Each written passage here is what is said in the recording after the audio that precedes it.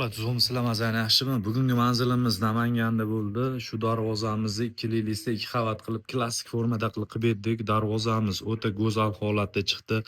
Sifatlari ham idealniy bo'lib chiqdi. Kraskamiz toza devo kraska, polirovka, keramika qilib bo'lgan, chang suv shamaydi, xudo xolos. Tevalarga, naveslargacha qilib berdik. Uylarga haqiqatda o'ta idealniy bo'lib turdi. Zamoglari zubr zamok. Darvozamiz sifatlari xudo xolasa idealniy ochilib yopilishlarida muammo yo'q.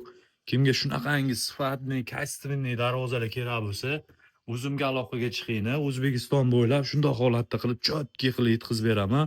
Xudo xolasa taglariga ham qaranglar, chiroyli holatda qilib dizaynlarni so'rab berganmiz. Bu dizaynimiz kamdan kam uchraydigan dizayn. Darvozamiz zamoglari zubr zamok, ochilib yopilishlari prosta geligidamini beradi. Orqa tomonlarini ham ko'rsatib o'raman. Orqa tomonlari ham xuddi shu holatda bo'lib, idealniy bo'lib chiqadi. Darvozamiz mana ochgan joyingizda xudo xolasa to'xtaydi.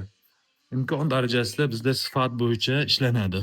Kimga shunaqangi sifatli ishlar kerak bo'lsa, o'zimga aloqaga chiqinglar, chiroyli qilib ishinglarni bitkazib beraman. Doim aloqadamiz.